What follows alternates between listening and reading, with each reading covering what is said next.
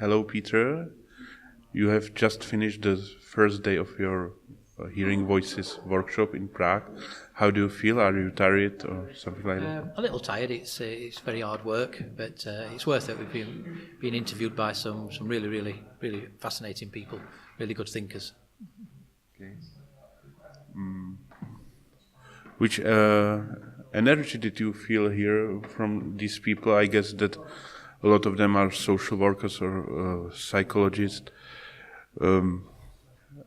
I heard from them that they admire you because you are sharing your story, and you hear this same story in Maastricht dialogue all the time, again and again.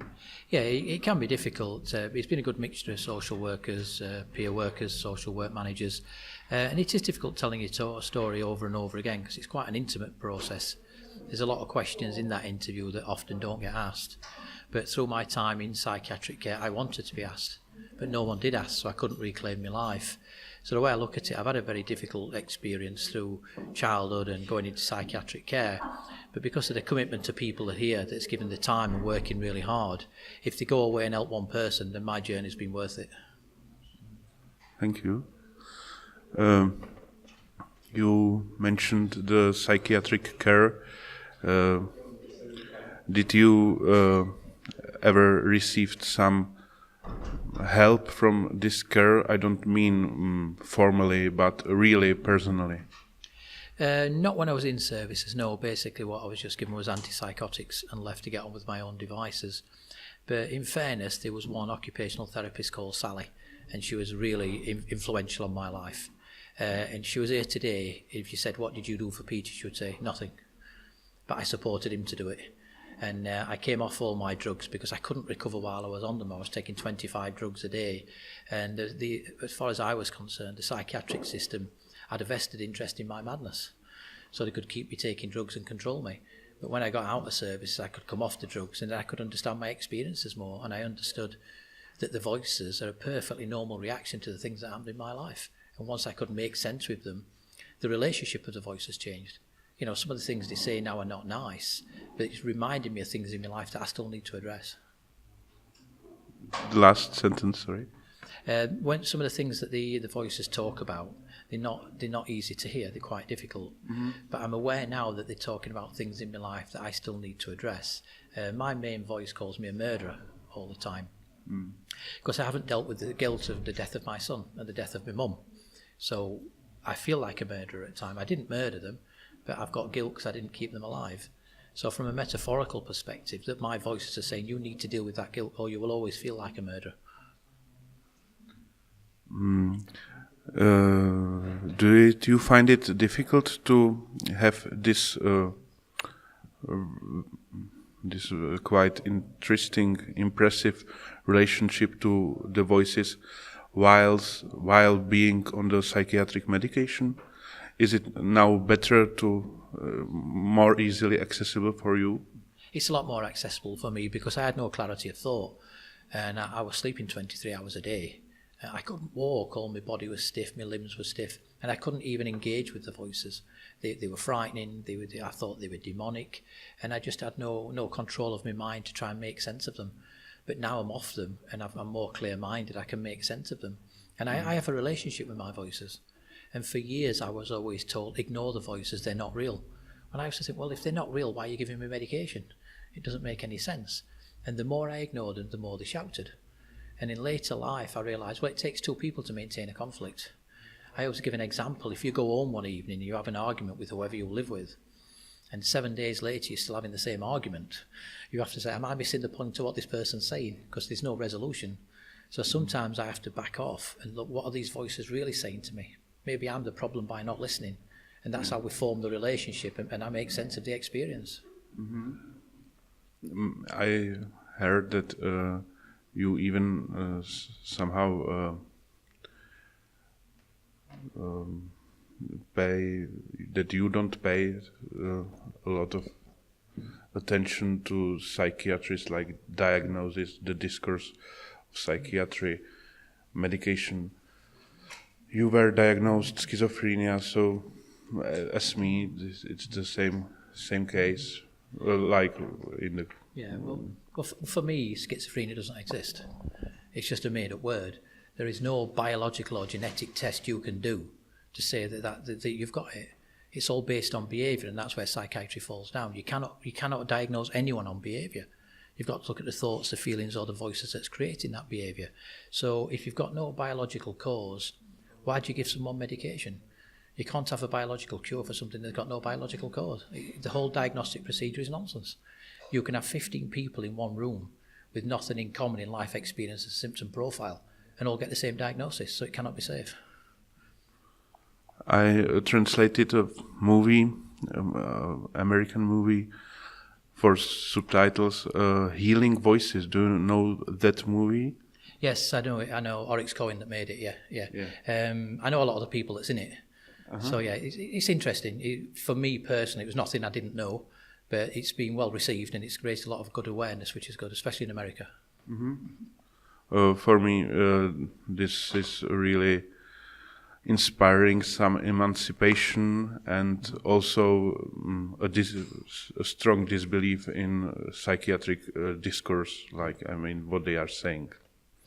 I don't honestly think you will find anyone in psychiatric care that hasn't had a traumatic life experience. That's different traumas. I'm not always talking about child sex abuse. Traumas come in many different forms. But if you look at the work of NSYNC in 1992, it categorically showed if you do not talk about trauma, the brain will speak to itself about it. Now that can manifest as voices. Now we have to be very careful. The traumatic experiences I had about being raped in childhood, I know I hear my rapist voices. So if someone says to me, well, okay, Peter, you had a bad childhood, I'm sorry to hear that, but because you've got faulty biology and genetics, you'd have still finished up here anyway. As far as I'm concerned, the person that makes that statement is colluding with abusers. So they have to be very careful. That was my another question, the question about trauma and later the experiences which are not quite normal. This question is about abuse and trauma. I had similar experiences as I remember on the school and also in childhood. Do you think? How do you think that it's good for people to work with these traumas by psychotherapy or energy medicine? Or I think it's about talking about it. It's not always about any psychodynamic therapy or psychotherapeutic therapy. It's so the person's heard and make sense of those experiences. What Shaun and I have been doing today with the Maastricht interview is let people interview us about all our lives. Then they have to write a report and a construct about it. And when you get the construct, which basically shows you who the voices represent and what they represent in the person's life, all they've done is ask questions, they've gathered information. But when we see that, we can say, well, actually, I'm not a flawed human being. It's a perfectly normal reaction to the adverse life experiences I've had. And then you start to make sense of the experience. Why do I need medication to deal with something that's happened in my life? It's totally different, because if you look at the whole thing, what the argument is a lot from psychiatry is, how come some people have trauma and they don't have any kind of mental health problems? Well, it's very easy to answer. If you look at the work of Whitfield, what he did in San Diego, he looked at adverse childhood experiences. He looked at 8 different things like battered mothers, incarcerated household member, bullying, sex abuse, many different things. And child sexual abuse was the most robust predictor of psychosis, even after controlling for depression. But what he looked at the dose effect, and that was very significant, because trauma comes in many forms. It could be bullying at school, loss of a cherished pet. That might not tip you over into psychosis, but it can be problematic for some people. But ritualistic abuse, prolonged combat trauma did. But there was a researcher in Australia called Spataro, and she wanted to discredit all trauma theories. So basically she went and looked at police and forensic records of a lot of men in prison that had been traumatised as children, variable traumas, and it was a big study. And she interviewed them all, and none of them got any type of psychosis. Got behavioural problems, because they're in prison. So she basically said your trauma theories are nonsense. But a friend of mine, Paul Hammersley, he researched Spataro's research, and his findings were fascinating. He said, she's correct, but she's missed something. All these men were traumatised as children, but 2 significant things happened. One is, They were removed from that situation very, very quickly. So it's a reduced dose effect, it's not prolonged, or they had therapy as children. It's a non-disclosure of trauma where we go back to NSYNC. If you don't talk about it, it manifests into psychosis. So with children being traumatised, you've got to remove them from that situation very quickly or give them therapy as children, and then you don't get the psychosis in adulthood. Now you work in the hearing voices movement. What's the sense of self-help, or what are the main values you try to embody in your For me, it's about normalising the experience. You know, hearing voices is a common human experience. There's more healthy people hearing voices than what there are ill people hearing voices. And it's about people with lived experience helping other people with lived experience, and to normalise the experience, get the support that they need, make sense of the experience. And it's currently the fastest growing user movement in the world. We've now got networks across, I think it's about 36 countries. So people are looking for something different. That's the important thing. And I think for me, and it's something that's really, really important, and it's something that happened to me many, many years ago. When I was in psychiatric care, I was told never to tell anybody that I heard voices. Shaun, who's a very good friend of mine, I spent 10 years on psychiatric wards with him. Neither of us knew each other heard voices because we weren't encouraged to speak about it. But when I went into a hearing voices group, it was like a liberation process. At last I'm not alone. And you hear that so many times. I thought there was only me. And it breaks down those barriers and that shame. And it actually, you become part of something. It's like moving into a really big, close family.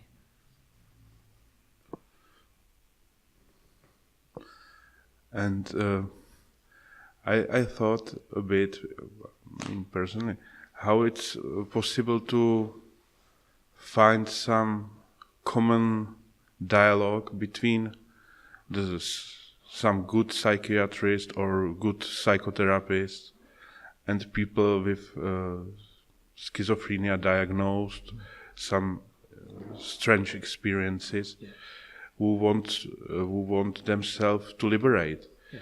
I mean, this is a dialogue with liberation impact, and the doctors, they like to speak in other way. Do you think that only on the level of language is it possible to make some work to find some common themes? I think so, definitely. It's a very, very important question. And I think times are changing. What you have to understand is the wheels of mental health grind very slowly. But as long as they're moving, it's an improvement. And we have to remember the founder of the Hearing Voices movement, Professor Marius Rom, is a psychiatrist. I think that's something that people forget. It's very important. Now, Shaun and I and the rest of our team, we have many psychiatrists come on this training, a hell of a lot. We don't alienate. It's very important they're here for a reason because they're looking for change. And I think what the user movement's got to understand is you cannot just change from the outside. You've got to change from the inside as well. So it's the people that you're talking about that fundamentally think we need to change our service. You need to collaborate with, change from the inside and give them support from the outside. Because there are people in there that look at it differently. They probably get marginalised by their own peers, but they are in there ticking away. And if they're in there putting this ethos and ideas into patients that they're working with, that they were learning from us, then those changes, they start to gather pace a little bit. Thank you. So I'm speaking with Shaun Hunt. Is it okay? You are here in Prague to have a workshop with Petera Bullimore, and my question is about your yesterday workshop about paranoia. What do you think about this fact? Or maybe, if you want, you can also say something about you, because we made some preparation to speak with Peter, but we don't know enough information about you, where are you from, and what you are doing. Well, I'm Shaun. I work quite often with Peter. I also work as a lecturer in England, basically around recovery and mental health. I've experienced my own mental health problems for many, many years. Began hearing voices when I was 8 years old. I've also had lots of experiences of what people call paranoia. I don't really hold that much with paranoia myself, because I believe that when we use the words such as delusions, paranoia, which is often around psychiatry, it suggests that these things are not real. I lost a lot of my life believing that the police were following me, believing lots of other, wild, outrageous things that seem really strange to people on the outside. It's only when I work with a man who helped me to understand that these things that I believe, these things that I feel are based in truth. And I think everybody you speak to who might hold some ideas that seem strange to us, when you look away and pull away, right at the bottom is truth. It might have got exaggerated and, blown out of proportion, but it always begins in truth. And for me, looking at it in that way has helped me to carry on with my life. And I still hear voices. I still trouble at times with some of the thoughts that I have, but I have a different way of thinking about it now that helps me to move forward. For me, as I have also some experiences with paranoia, it's about speaking about when you have some strange ideas, like I had that I am sort of Jesus Christ or something like this. You have to work on it in a symbolic way or something like this. Does this help? The work with words and ideas and fantasies, like with informations symbolically code. Yeah, I think it's trying to work out sort of quite often metaphors about meaning, and I think finding that seed of truth. And once you find the seed of truth, then you can begin to work with that and unravel the belief system that might be troubling people. But it's not always about getting rid of a belief system. If I say to you today, I'm an alien, but I get on with life, everything's absolutely fine, it's not really a problem, is it? If I said to you, I'm an alien and I feel persecuted and the whole world's after me, then I perhaps need to start working on this and understanding it. But quite often I think what psychiatry is doing is trying to rid people of the voices, trying to rid people of the belief systems. And to be quite honest, the belief systems that we develop are often to keep us safe, in a world that doesn't make a lot of sense for whatever experience that was. The way that we've interpreted the world and make sense is keeping us safe. So to dismantle that and take it away can often be quite damaging for people. But I think it's about making that secondary. Whilst you can still have beliefs, you can still hear voices, as long as it's not overtaking your life. So I think it's finding the truth and what started this off. And that's some of the work that myself and Peter do with the Maastricht interview. Today we've been doing voices, but we also work with one for thoughts, beliefs and paranoia to try and unpick and find out where this has come from. Once we find where it's come from, we can help to make that secondary for people. I think quite often with people's belief systems, we try to take it away. Yeah. And that doesn't always need to happen. People can have belief systems, even if they seem strange to somebody on the outside. I think when there's a problem, when it's damaging a person's quality of life, we perhaps need to help that person make sense maybe in a different way. But we often try and come in and just try and take that away, where that is usually a safety net for a person, that belief system. It's the way that they've made sense of the world. I guess that's also normal. The so-called normal people have large belief systems in career or in children or in everything. I think everybody in the world will have a belief system that might seem strange to somebody else. I believe my local football team, Sheffield Wednesday, are going to get promoted soon. Mm-hmm. That's a strange belief system, but we all have them. We all have things that we believe that might, when we tell others, they might think it's outrageous. But we all have these belief systems. It's the way that we interpret and make sense of the world as we've experienced it. Which league did they play? Second? Championship. Yeah, second. Second. In England, yeah, Championship. Uh-huh. I would like to ask you, because my problem is paranoia in my life. So I would like to ask you one question: if it is possible to jump out of the escalation of the paranoid feelings with or without medication. I think it is. I mean, I'm not one that gets into the argument too much about medication, because some people find relief, some people don't. Personally, it's not for me. But I think certainly jumping out, one of the basis of the workshop that we did yesterday was looking at the different stages of paranoia. And if you can identify when things are becoming problematic at the beginning, you can step back, hopefully, and prevent that escalating. And I think that comes from understanding where it's come from, understanding what the fears, what the thoughts are that people is experiencing at that time. I can give you an example for my own life. When I became hospitalised, I had a really intense paranoia about the police. I believed that the police were chasing me, they were following me everywhere that I went, they was controlling my life and so on. I was eventually diagnosed with paranoid schizophrenia. That's what psychiatry made sense of what I was experiencing. It's only when a guy came along and worked with me and tried to unpack my past and what we delved into, and I spoke to him about, when I was a very young boy, somebody hurt me quite a lot, and every time he would hurt me, he would say to me, if you ever tell anybody about this, the police will take you away, they will hurt you, they're watching you, they know who you speak to all the time. Now when that goes in as a young child, I try to put a lid on that, try and prevent it, but it's still there. So it's later in life, it's about me understanding that the reason I feel paranoid about the police is because of the experiences in my past life. If we can make the connections between what's happening now and what's happened previously, we can break that link in the middle and try and stop it happening again so it becomes a problem. So I think certainly we can prevent people cycling through these stages of paranoia. Mm-hmm. Mm-hmm. But we have to understand, where it's come from and the links between past and present. Mm-hmm. So the link between past and present, this is important. Yeah, very. I mean, I understand my experiences now because I understand where they came from and I understand what triggers them. So when I see a police car somewhere around now, it might make me a little bit fluttery, I might a little bit nervous, but I don't escalate because I understand why I feel like this because of what happened to me as a child. I survived something that I call a delusion because of lack of terms.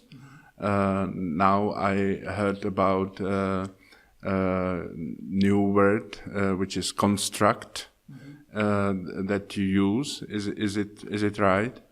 I think words are very, very important. The words that we use certainly shape how we view things.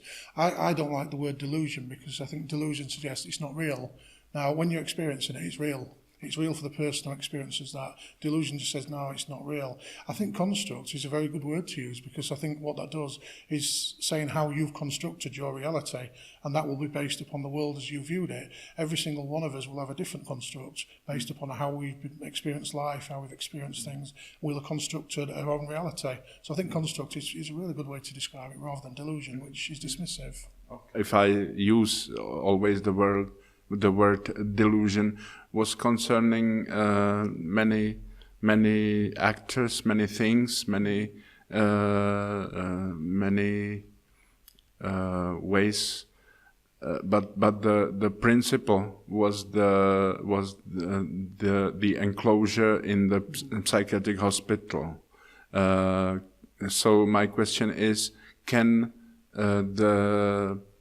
the hospitals and the psychiatric system, help with the paranoia, or can this enforce these feelings? I think that depends on what the basis of the thoughts are, your belief systems are, the paranoia are. Certainly for me, the paranoia was about the police, and I was detained in a hospital where the police would come and get me when I absconded, so it could absolutely reinforce things for me. For other people, it can't, but I think I've heard people express something similar, as you just said, where people were on a hospital ward and thought this was a play. This was a film that was being acted out, and it doesn't seem like the reality that we've constructed becomes a false reality. So I think certainly yes, it can reinforce a lot of what people are feeling. A lot of paranoia is based around persecution as well, and when you're detained in hospital wards and people are giving you drugs against your will, it can certainly reinforce these negative feelings that people have. Definitely.